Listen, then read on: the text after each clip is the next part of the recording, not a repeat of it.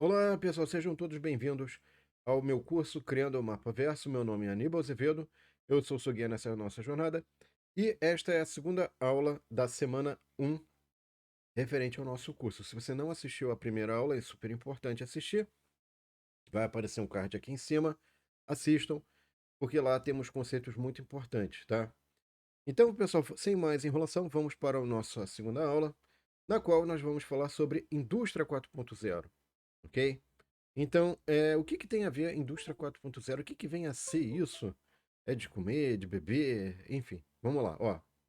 Então, esse termo, na verdade, pessoal, ele foi usado pela primeira vez em 2011 numa feira de Hannover, Alemanha, tá?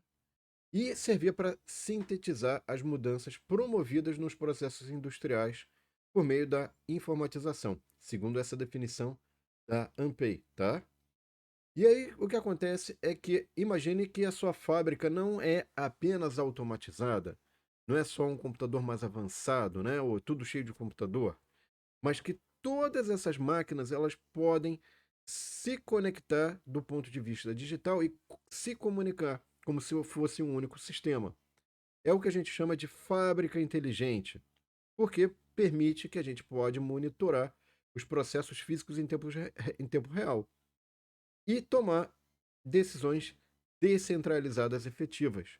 Então é como se eu pudesse enxergar digitalmente, né, a minha fábrica, a operação da minha fábrica, e eu sei em tempo real o que está acontecendo. Ah, aquela máquina parou, ali vai parar, isso aqui não está bom, ou ali está funcionando bem, enfim. Isso vai ficar mais claro ao longo dos slides que eu vou apresentar aqui, tá, pessoal? Então, por exemplo, a questão da integração e controle. Eu extraí desse artigo, isso aqui é um artigo de 2016, portanto, tá? De coisas que já estavam sendo testadas, ok?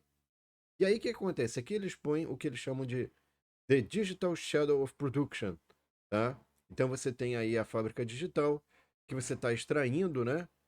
Aqui é o espaço físico, é uma camada, desculpa, é a camada cibernética, o cyberespaço, e aqui é a camada física. Então, do espaço físico você extrai dados, leva isso para, enfim, esses dados para um computador, por exemplo, na rede. Então, esse é o cyberespaço, que maravilha, né? É isso. E aí o que acontece? Você pode, baseado nos dados em tempo real, entender as possibilidades ou cenários de produção, como é que você deve atuar ou funcionar o seu negócio, a sua fábrica, ou a sua organização, enfim. E aqui você tem os vários serviços que você pode, a partir desses dados, oferecer. Como, por exemplo, falar: olha, daqui a 10 meses vai ter um gargalo, se for mantida essa demanda, e com isso a gente precisa fazer alguma expansão. Onde que a gente vai atuar? Compra de máquinas, materiais, vai precisar de outros fornecedores, enfim. Dá para fazer uma série de análises, tá? Isso aqui, pessoal, é uma reportagem que vai. Lembra que os links estão sempre na descrição. Esse material vai estar na descrição do vídeo, tá? E aí o que acontece é. Só um lembrete, lembrei agora, desculpa. Não esqueça de curtir e compartilhar para que mais pessoas tenham acesso a esse conteúdo, tá, pessoal? E se inscrevam também, se puderem, para vocês terem acesso às próximas aulas e serem notificados, tá? Então, só desculpa, pronto. Então, voltando aqui, pessoal, o que que a gente tem? A gente tem um conceito importante agora, que vai estar lá na descrição do vídeo, se vocês quiserem ver e assistir esse vídeo. O que que é mostrado nesse vídeo aqui? Que você tem a possibilidade de, na fábrica, acompanhar em tempo real. Você tem as câmeras ali, aí você vê a máquina, pô, aqui é um mapinha, né? Ele está apontando para um mapinha, e esse mapinha diz: olha, o que está acontecendo com essa máquina? Qual é a capacidade de produção? Aí você vê a câmera, né? Ali, ó, está acontecendo tal coisa agora, nesse momento. Enfim, isso traz uma série de possibilidades, tá? Mas antes, nem sempre foi assim, pessoal. Antes da gente continuar nesse universo maravilhoso da indústria 4.0, a gente tem que entender por que 4.0? Por que não 1. O que que era 1.0? 2.0? 3.0? O que que é isso? De repente a minha organização é 1.0? É 2.0? Você está numa organização 3.3? Quem sabe? Uma brincadeira, é claro. Vamos analisar então primeiro, pessoal, o que que seria uma indústria 1.0?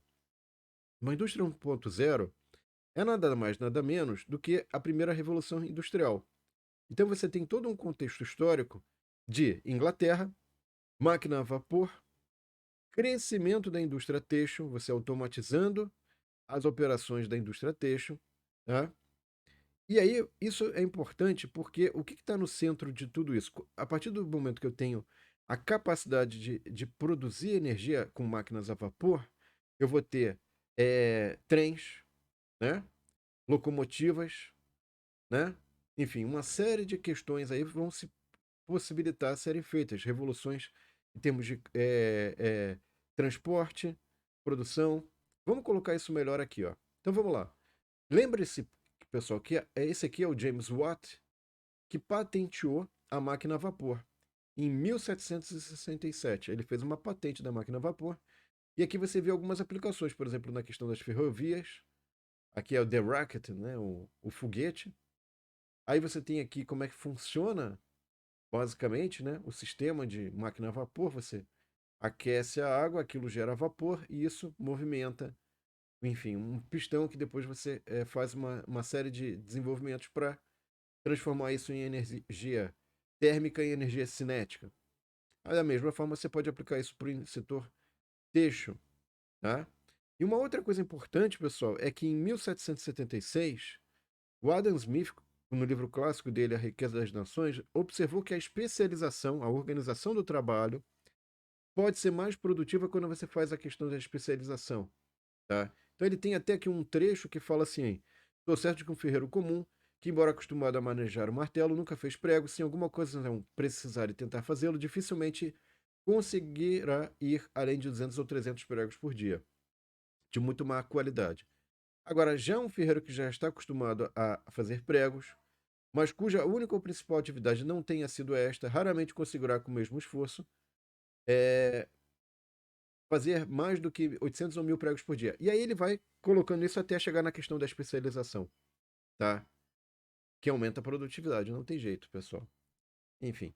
Então, essa questão da organização do trabalho é importante também. Não é só a questão do desenvolvimento tecnológico, técnico-tecnológico, mas a organização do trabalho, ela tem que se adequar, tem que ser adequada para que a absorção dessas tecnologias traga, de fato, riqueza e produtividade, tá?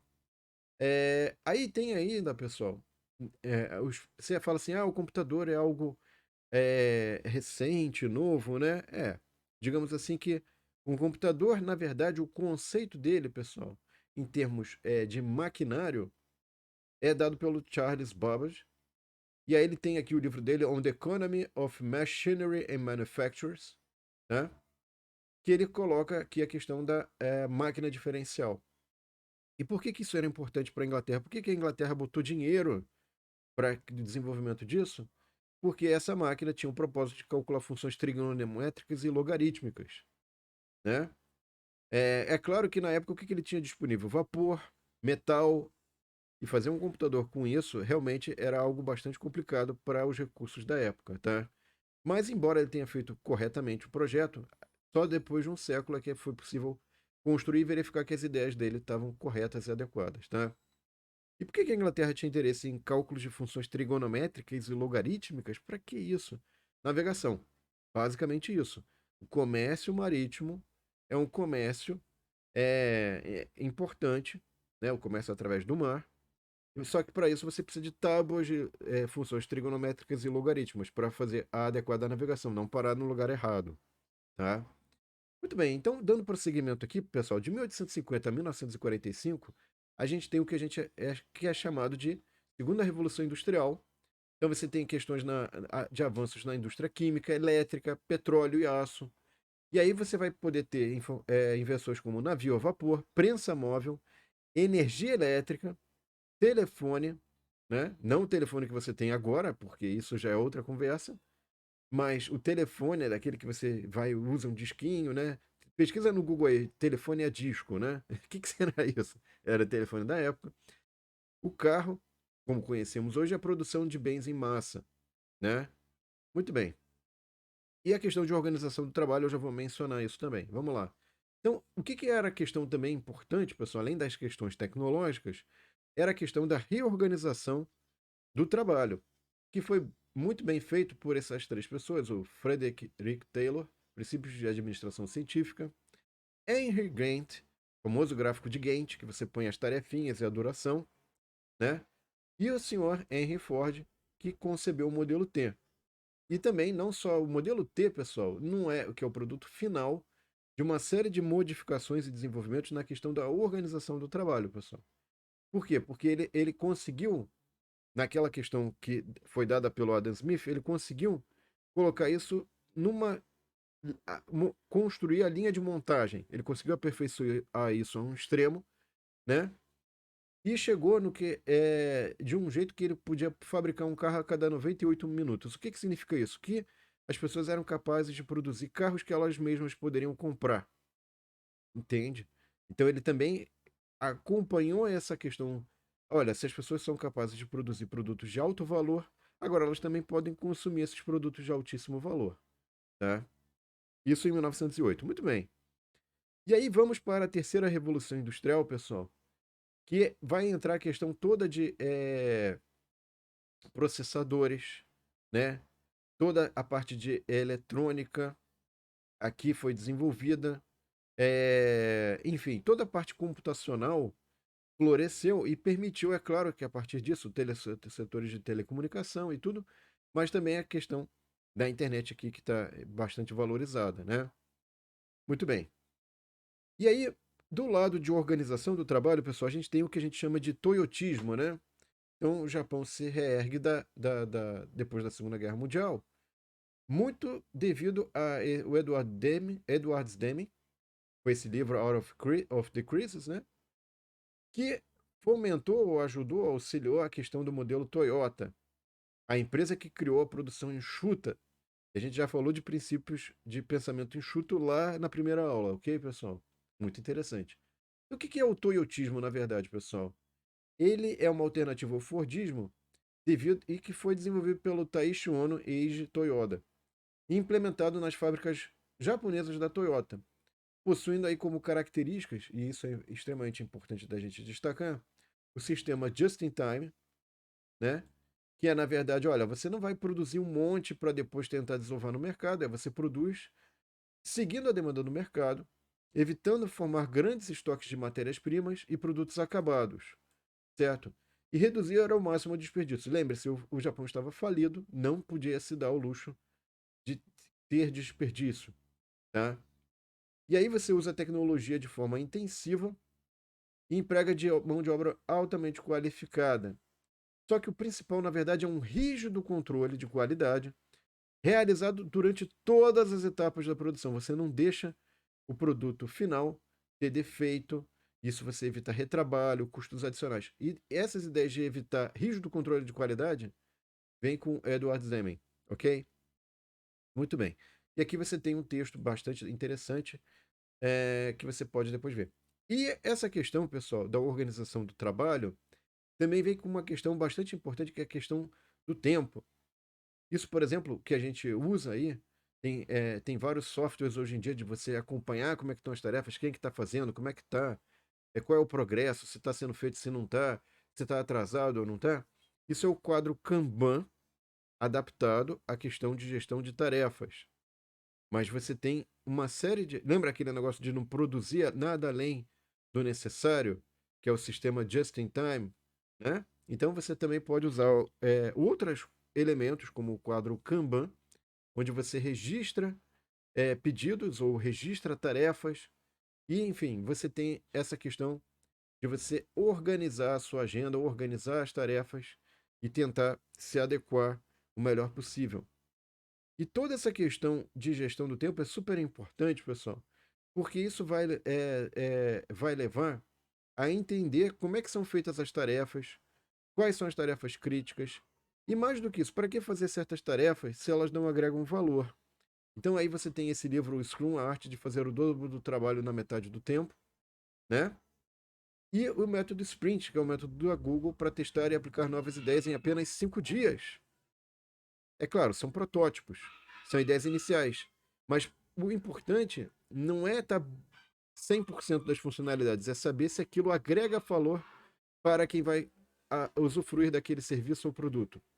Então, o foco aqui é simplesmente entender se o que eu estou fazendo agrega valor antes mesmo dele estar totalmente operacional ou funcional, certo? Então, aí você já elimina desperdício. Pô, não vou ficar investindo tempo, capacidade, intelecto, dinheiro em algo que não tem valor, ou que ninguém enxerga valor. E aí, pessoal, a gente chegou agora, então, na quarta revolução industrial, que é o que eu já tinha mencionado anteriormente, no início dessa aula. E agora a gente vai comentar as questões mais, digamos assim, importantes, que é a questão da economia da atenção e dos dados, que basicamente tem esse livro do Yuval Noah Harari.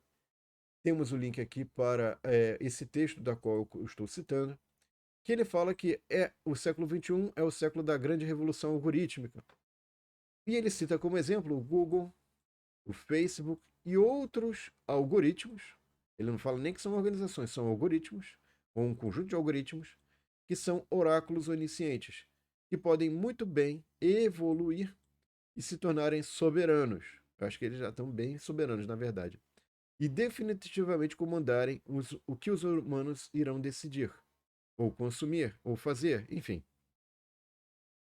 E aí, pessoal, é essa questão que eu comentei com vocês. A economia da atenção e dos dados que a gente falou na primeira aula, ela define de forma bastante interessante como é que você vai tomar as suas decisões, ou como que você vai consumir, o que, que você gosta, o que, que você não gosta. Quer dizer, você já consegue ter uma certa predição com base nos dados que são coletados de você. Enfim, ok? Mas aí, tome cuidado, porque isso é você tem uma série de conceitos que são necessários para você entender melhor certas questões. Então, hoje, a questão não é trabalhar duro por dinheiro, como diz o Robert Kiyosaki, Pai Rico, Pai Pobre. A questão é você trabalhar de forma inteligente, ou seja, você coletar os dados, entender os dados, interpretar os dados para oferecer aquilo que é relevante.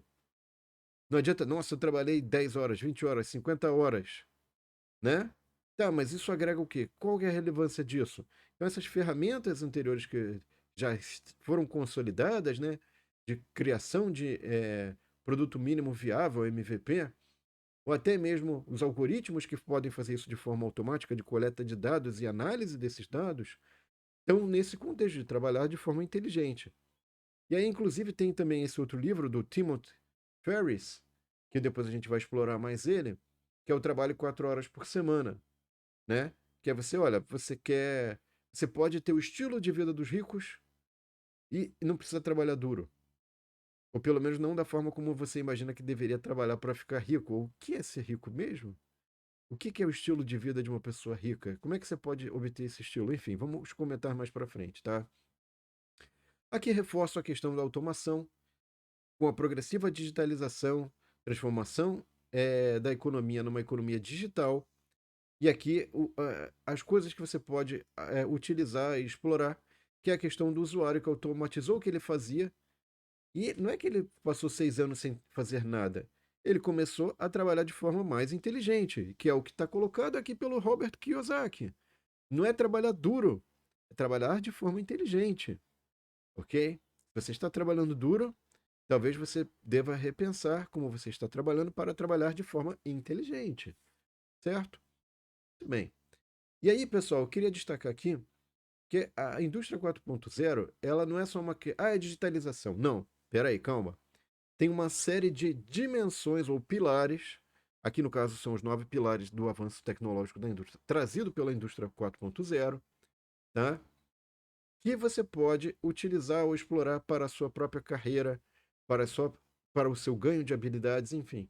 E a gente vai explorar e detalhar melhor cada um dos desenvolvimentos desses pilares a partir da próxima aula. Então, na aula 3, a gente vai comentar sobre gêmeo digital e suas implicações e aplicações também, ok? Então, pessoal, espero que vocês tenham gostado. Não esqueçam de curtir e compartilhar para que mais pessoas tenham acesso a esse conteúdo. Inscreva no canal e aguardo vocês para a próxima aula, então, pessoal. Um abraço e até lá. Tchau!